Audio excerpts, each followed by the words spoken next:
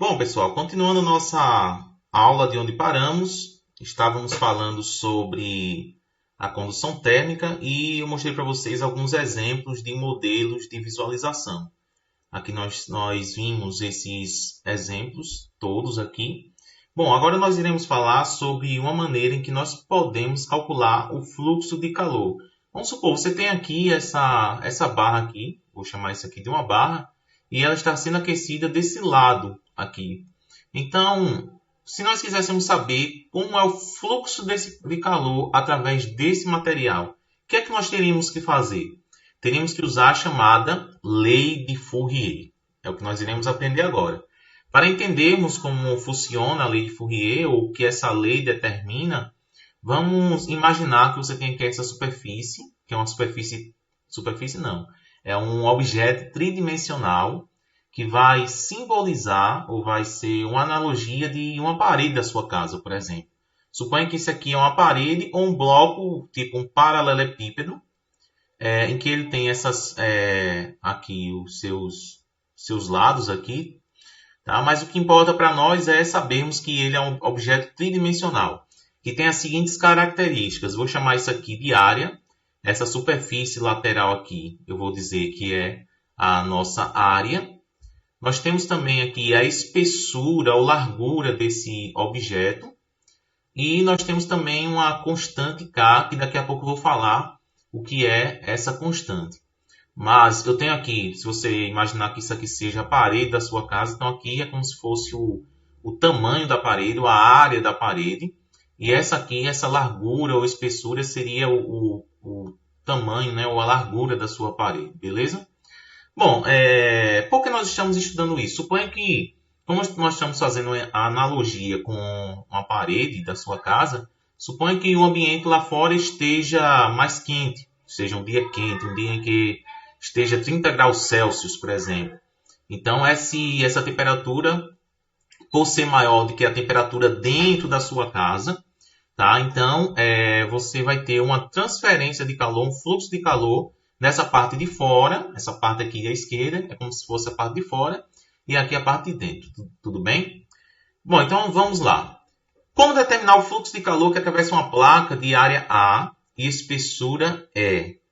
Tem uma placa aqui, uma placa com uma certa espessura, ou a parede, como você queira entender, e eu quero determinar qual é o fluxo de calor. Eu sei que fluxo de calor é determinado por essa letra grega, φ, tá? Mas nós não iremos utilizar aquela primeira equação, porque aquela primeira equação ela definia o fluxo de calor. Aqui é a chamada lei de Fourier. Essa lei de Fourier diz que o fluxo de calor, a quantidade de calor que passa através desse bloco, ou desse paralelepípedo, por unidade de tempo, vai ser proporcional, em primeiro lugar, à área. Essa área aqui, ó. Eu estou selecionando aqui para vocês entenderem melhor o que estou falando de área. Seria essa superfície quadrada não, retangular aqui, beleza? Olha ela aqui, coloquei essa animaçãozinha para que a gente entenda melhor, beleza? Bom, então essa é a área. O fluxo ele é proporcional à área, mas também ele é proporcional à variação de temperatura. Se fora do ambiente a temperatura é T1 e dentro é T2, você vai ter um fluxo de calor, mas somente se as temperaturas forem diferentes. Se você tiver a mesma temperatura, aí você tem um equilíbrio térmico e não teremos fluxo de calor. Lembre que, pela lei geral de propagação do calor, o fluxo de calor, ou só há fluxo de calor de um corpo mais quente para um corpo mais frio. Então não faz sentido ter fluxo de calor, o calor não existe se tiver a mesma temperatura, beleza? Bom, então é proporcional a essas duas quantidades e é inversamente proporcional à espessura dessa parede ou desse paralelepípedo. Quanto mais espesso, quanto mais largo for essa superfície, mais difícil vai ser você ter fluxo de calor. Isso é meio que óbvio, né? Se você pega uma parede de 10 centímetros e uma parede de 30 centímetros, qual vai ser mais difícil do calor passar? Na parede mais larga, tá? Então essa lei ela tem uma certa... é algo óbvio, né? Bom, essas grandezas aqui, elas são proporcionais, a área e a variação de temperatura, são proporcionais e a espessura ou largura é inversamente proporcional. Existe uma constante de proporcionalidade aqui, que é esse K, que nós chamamos ele de coeficiente de condutibilidade térmica. Esse coeficiente ele vai depender do material de que é feito esse paralelepípedo. Se for material feito de metal, aí você vai ter um coeficiente. Se for feito de concreto, tem outro coeficiente. Se for feito de isopor, outro e outro e outro. Então vai depender somente do material, das características desse material. Beleza? Bom, outro fator importante é, mais uma vez, ela é uma constante, é um coeficiente de condutibilidade, mas não deixa de ser uma grandeza física, ou melhor dizendo, ela é uma quantidade que é necessário você ter a sua unidade física. A unidade de coeficiente de condutibilidade térmica, dessa constante aqui, ou desse coeficiente, é caloria por segundo centímetro grau Celsius.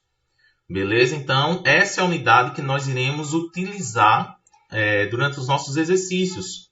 Mas a unidade no SI, a unidade do K, certo? É Joule por segundo metro Kelvin. Kelvin é a unidade do SI, metro também, segundo e Joule.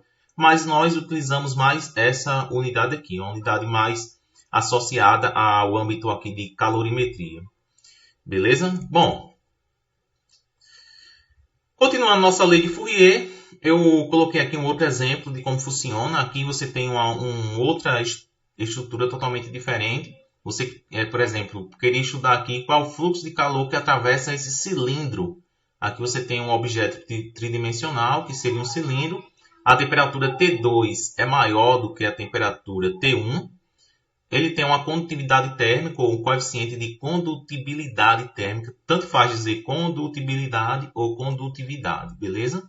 Essa setinha aqui, tridimensional, também é só para você entender que o fluxo de calor acontece da esquerda para a direita, sempre do corpo de maior temperatura para o de menor temperatura. Aqui você tem um fluxo de calor, beleza? A lei de Fourier. Bom, e aqui você tem uma tabela que mostra o valor de cada coeficiente de condutibilidade para cada material. Note que a prata tem um maior valor, seguido do ouro, alumínio e outros materiais. Não está aqui também, mas um material que é muito utilizado também é o isopor. Geralmente ele é utilizado em caixas térmicas, é utilizado também em garrafas térmicas, algumas, né? Ele é muito bom de ser utilizado porque o coeficiente de condutividade térmica dele é pequeno. Então, o coeficiente de condutibilidade térmica, o que ele representa fisicamente para nós? É que quanto maior ele for, maior vai ser maior vai ser o fluxo de calor pelo material. A quantidade de calor que passa por ele vai ser maior se o coeficiente de condutibilidade for maior. Entendeu? Então, nós dizemos o seguinte: esses materiais aqui, ou os metais, por exemplo, eles são bons condutores de calor. Já esses outros materiais, lã, papel, água, eles são maus condutores de calor. Beleza? Por isso que quando você vai a um piquenique, você leva uma caixa térmica, uma caixa de isopor. Não faria sentido levar uma caixa feita de metal, porque a transmissão de calor por condução aconteceria de forma fácil pelas paredes do recipiente. Isso faria com que o objeto que você está deixando dentro da caixa, ele esquentasse logo, né? Geralmente você usa uma caixa térmica para deixar as coisas frias dentro, beleza?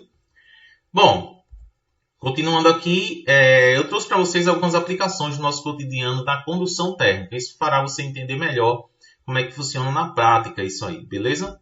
Bom, por exemplo, aqui você tem uma imagem onde você tem um camarada que está tocando ao mesmo tempo na madeira do martelo e no metal. Quando isso acontece, você nota, se você fizer esse experimento, você vai notar que aparentemente a peça de metal está mais fria do que a madeira. Mas por que isso acontece? Se os dois estão no mesmo ambiente, se os dois estão à mesma temperatura, por que isso acontece? Simplesmente porque o metal tem um coeficiente de condutividade térmica maior. Quando você faz o toque nele, ali quando você toca na parte de metal, então o que acontece? Por ele permitir que haja um fluxo de calor maior, o seu dedo ele perde calor mais rapidamente, de maneira que você sente ali que está mais frio. Já a madeira, o coeficiente de condutividade térmica dela não é bom. Ela não é um bom condutor de calor.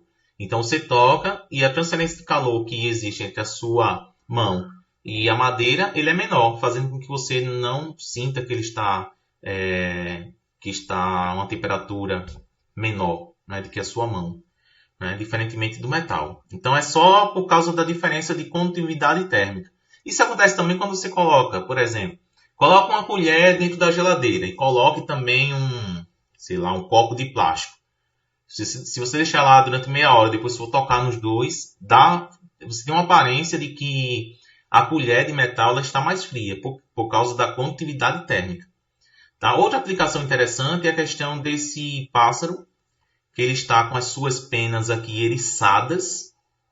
Mas por que ele faz isso quando ele está com frio? Quando o bichinho está com frio, ele sabe que se ele eriçar as suas penas, ele consegue manter melhor a sua temperatura.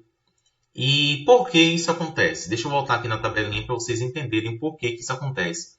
Olha só, o ar seco ele é o que tem a menor condutividade térmica. Então o que acontece? Ter ar entre as penas do pássaro é importante para que ele mantenha a sua temperatura, já que ele não vai ter fluxo de calor dele para o ambiente que está mais frio. Então aí ele vai conseguir manter a sua temperatura por mais tempo. Por isso que ele faz isso, ele eriça as suas penas para que não haja, tá certo, uma perda de calor para o ambiente e ele consiga manter a sua temperatura. Pássaro esperto, não é? Ele sabe de física, tá vendo? Bom, nós temos aqui um exercício de fixação, onde você